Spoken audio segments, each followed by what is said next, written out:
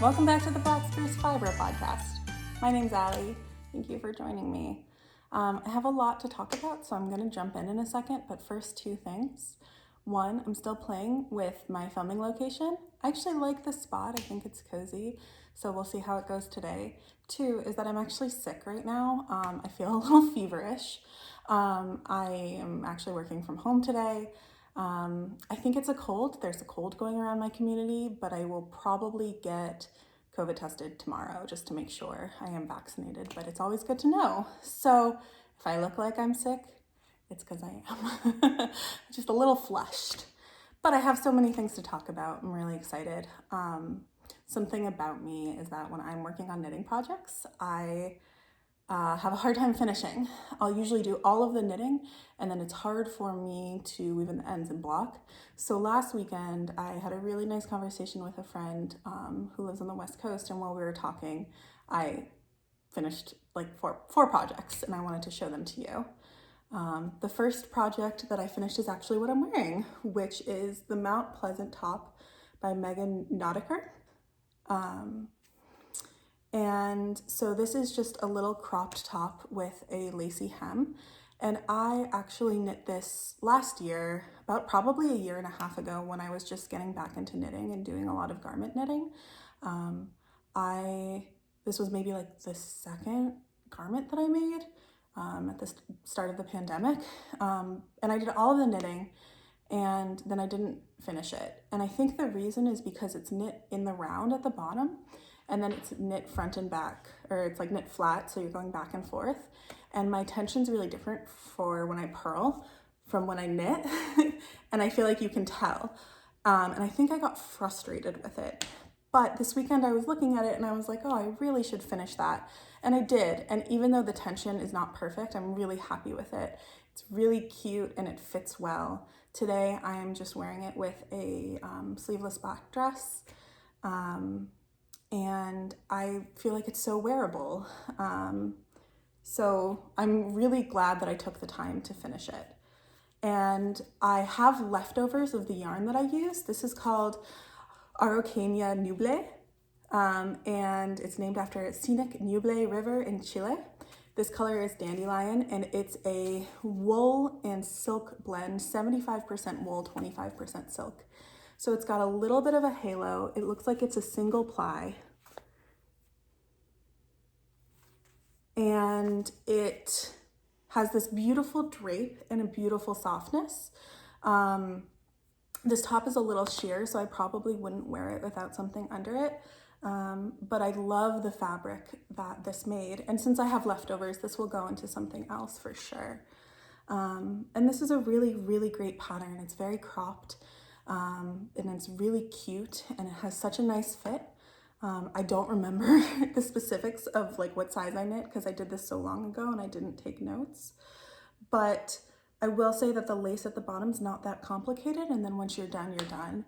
And so, you know, the construction is you knit from the bottom up, and then I believe it was a 3-needle bind off? I believe it was a 3-needle bind off on the top, and then you just pick up and knit the rib for the sleeves. So it's very fast, really cute. I'm really glad that I took the time just to weave in the ends and block out the lace, because I think this is actually one of my only short sleeved projects, and I know that I can layer it and I'm really happy with it. So that's the first project that I made and finished. The second one that I finished, what should I talk about next? I'll talk about the other garment. So the second project was this green Istex Lettlopi sweater. It's a combination of sort of the winter garden sweater, sort of Felix, and with a cable pattern by Hitomi Shida. I'll link everything below. And I kind of made up the pattern. So it was a really good experience for me. I think someday I would like to try to design patterns. And I'm pretty happy with how it came out. I will say the fit's not perfect. For me, the armholes are a little too deep. I wish that they were a little bit higher up, but that's good for me to know. And this yarn, you know, it's, again, I've said before, Istex Lettlopi, it's Icelandic wool and it's itchy and it's so warm, and I feel like it gets less itchy the more you wear it and the more that you wash it. Excuse me. I'm gonna slow down for a second. It gets less itchy the more you wear it and the more you wash it. So for me, this will be really wearable once it's finally like really cools down. And the color is really cool because it has these flecks of like lighter green. It's almost heathered. I definitely have leftovers. I have a lot of leftovers of this, which will also go into another project. Maybe a colorwork sweater. So yeah, it's itchy. Like this is not a next to skin sweater for me. I definitely would wear something under it. And I know that since I have another sweater, I knit the Felix in Lettlopi, and I know that for me it gets softer and it's just the best in the winter. So I finished the sleeve, I weaved in the ends, and I blocked it. Yay. Hooray. That was project number 2. Project number 3, this was like almost done, but I finally seamed this Nelly cowl for my mother. This is a Marie Wallin pattern, and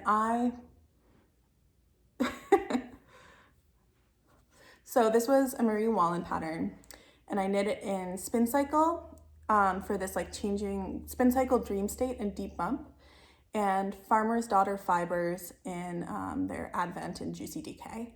I have a little bit more of some of the Advent colors. You know, I have like,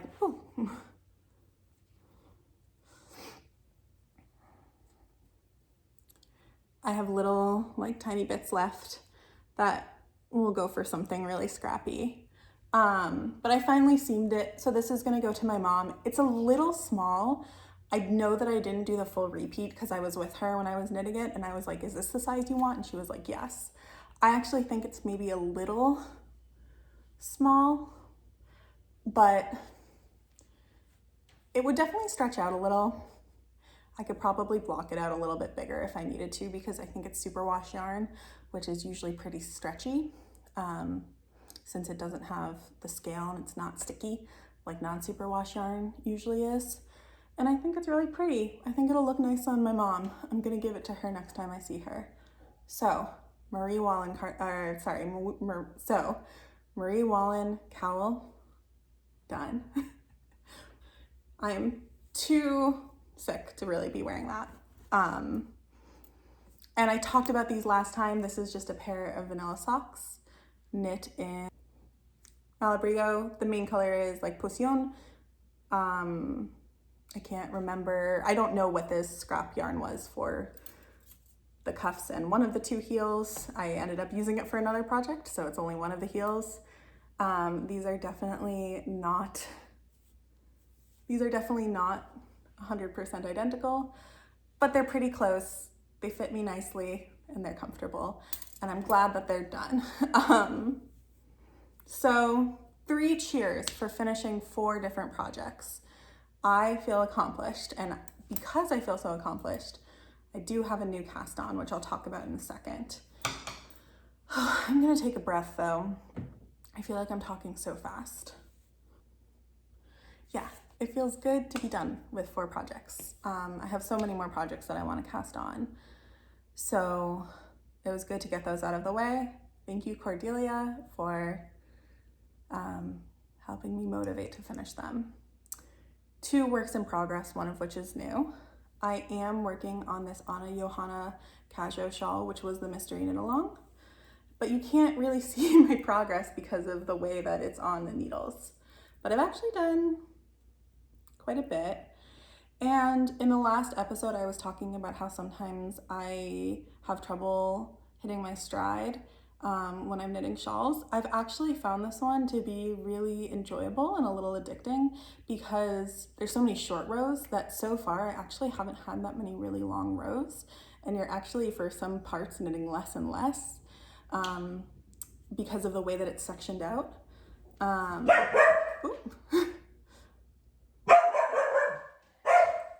someone here. That's my dog, Darwin.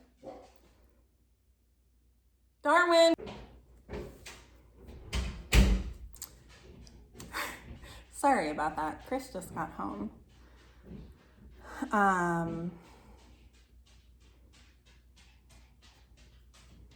Carwin, that was a little distracting. Oh, but you're so cute. Do you want to come here? Okay. So in the last podcast, I was talking about how I kind of had trouble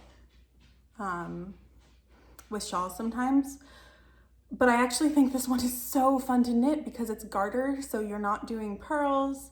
There aren't that many things that you have to remember. The stitch pattern is memorizable, but it does change enough to keep it interesting.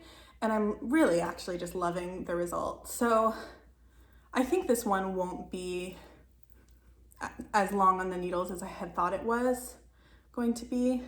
It's got a cute little fall stitch marker right now from Woolen Forest. Most of my stitch markers are from Woolen Forest.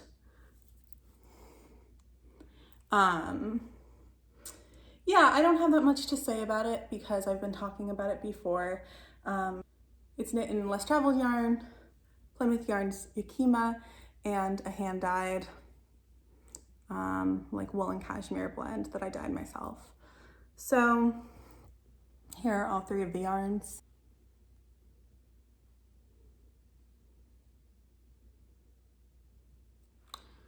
So yeah, the Kajo shawl by Anna Johanna, really beautiful shawl pattern.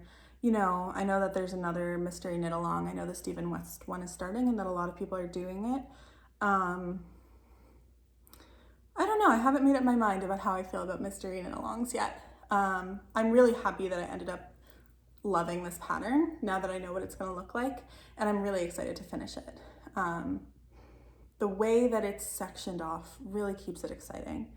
So I take back what I said about shawls. I think it's about finding the right pattern for the way that you like to knit.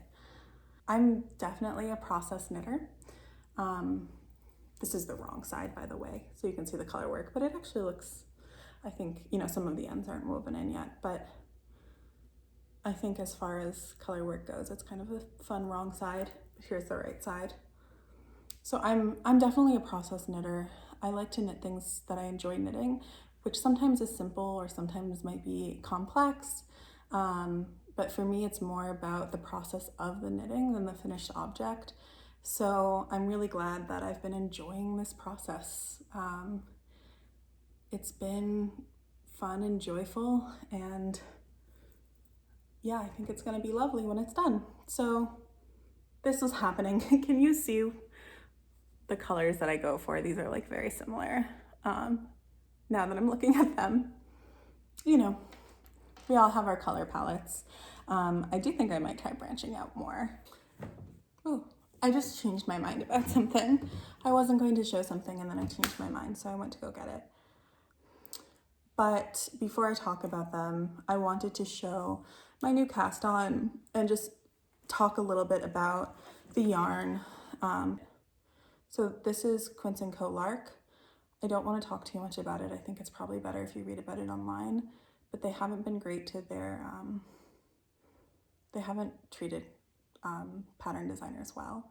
And so some yarn stores decided to stop selling it, and one of the pattern designers involved said it's helpful if you go and buy yarn from the stores that are divesting. So I actually bought 2 sweater quantities of Quince & Co. Lark on sale a while ago. And it's a 100% non-superwash wool. It's a really nice yarn. It's really round. Like, I feel like if you cut it in half, it would be like a perfect circle and bouncy. And I like the yarn, but the company just hasn't been great. So I know I won't use it again.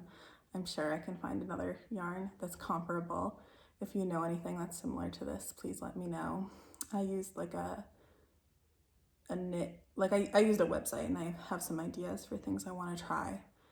But part of, I think, using this yarn that I don't really want to support the company, I just wanted to support the stores. I'm not going to link it because I don't want to support the company. I'm actually going to use it to knit sweaters for Chris, who's my partner, and my dad. So this is going to be the one for Chris. It's going to be Fort, which is a Brooklyn tweed pattern, although I can't remember who wrote it. I definitely will link that. This is the swatch. It's like a checkerboard stitch. It's pretty simple. Chris picked this color and picked the pattern. When I knit for people, I usually let them pick everything. And I've just cast on the ribbing, and I'm just starting to get to the body. I've knit Chris a sweater before. Last year when I was starting to knit garments, I knit Chris a a color work pattern, actually in Brooklyn Tweed Shelter. And I love the sweater, and I think Chris does too, but it's a little too tight in the yoke because it was my first color work sweater. It sort of fits me too. It's kind of too tight on me. But I wanted to knit Chris a sweater that will fit really well. And I think that this sweater with no color work, and I'm doing it a little bit with a little more positive ease, I think will fit Chris beautifully. So I don't have much more to say. You know, I probably won't say much more about the yarn. I think it's important to try to support companies that treat people well. I don't know, as much as you can.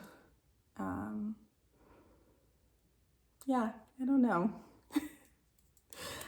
I don't know. It's like, what's the right thing to do? I don't know. But I am knitting it. And I'm enjoying knitting it. I'm sure I'll find many more comparable yarns. So that's my newest cast on, especially since I finished all of those pieces. I'm gonna cast on more things soon. I feel like I'm ready. And I wasn't gonna talk about spinning because I'm still so new, spinning and dyeing. But then I was like, oh, but I like these and I wanna share them, these are some yarns that I made. The Roving was Knit Picks Wool of the Andes Roving. I bought a lot of it because I wanted sort of an inexpensive wool to practice dyeing, because I dyed these before I spun them. And, you know, before purchasing more like local wool to dye, you know, because I had dyed that special wool, and I don't regret it because I'm sure I'll either use it or give it away, but I wanted to practice on something that was like that felt a little less precious. And so I dyed these last weekend. I dyed these and I've spun these this week. And it's hard sometimes for me to share when I'm new at something and I'm like, oh, I see all of these things I wish were different. But I'm also excited about these yarns. I think they're probably worsted weight. This one's a 3-ply and this one's a 2-ply. And I think I'm gonna use them for something. I haven't finished them yet, like they need to be washed. But I think my tension's getting better. I spin on an e-spinner, an electric eel wheel, an EEW. Although I do have a wheel that I think is an Ashford single drive that was in my close friend's mother's storage, and it was given to me. It's broken, but I just ordered some parts, so I'm gonna try to fix that. And I've just been loving spinning these days. I find spinning to be so calming, and I think at some point I might make a video about it because it's so much more approachable than I thought it was. I feel like I have so much to learn. I don't really know what I'm doing. I just sit down and I start going. So I know a little bit about like short draw and long draw, but at some point I think I really need to sit down and learn. Another friend has taken a class with Jillian Moreno and said it was amazing. So maybe someday. I definitely want to see if I can get the book Yarnitecture from the library. So yeah, I think this one's really cool. I think I actually liked doing a 3-ply more than I thought I would. This one, I love the colors too. I might use these together with a gray, like a leftover from another project. It'll be interesting to knit swatches and see how they knit up. And I think I'll learn a lot about dyeing, roving, and spinning. I did dye some yarn, but I wasn't happy with it, so I think I'm not gonna show it. You know, I'll find a way to use it. A friend suggested maybe using it for weaving, which I think would be a great idea. You know, I don't have any other acquisitions this week, but I'm really enjoying making my own yarn. And just I love it.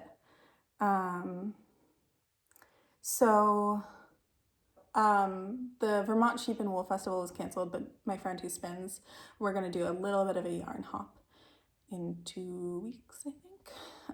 And hopefully find some really cool local fibers. So yeah, I really like them. I think they're cool. This one I like, it's like swampy. Great to learn more and to just be feeling things. So yeah, I think that's all I have to say. Thank you for tuning in. I know that this was a quick episode. I feel like I spoke quickly, but I love hearing people's feedback. It's really special to me. I just got a little chill and I'm like, is that from how special it is, or is that from what might be a fever? But it's really special to me when people watch this podcast, and I love watching other folks as well. So thank you. I don't know. It's cool. I kind of made this just because I thought it would be fun, and it's really, really cool that anyone's watching it. So yeah, I hope that you have a lovely day and that you stay well and take care of yourself, and that you get some wonderful rest. If that's what you need, or if you need excitement, that you get some wonderful excitement. So take care, and I'll see you again next time.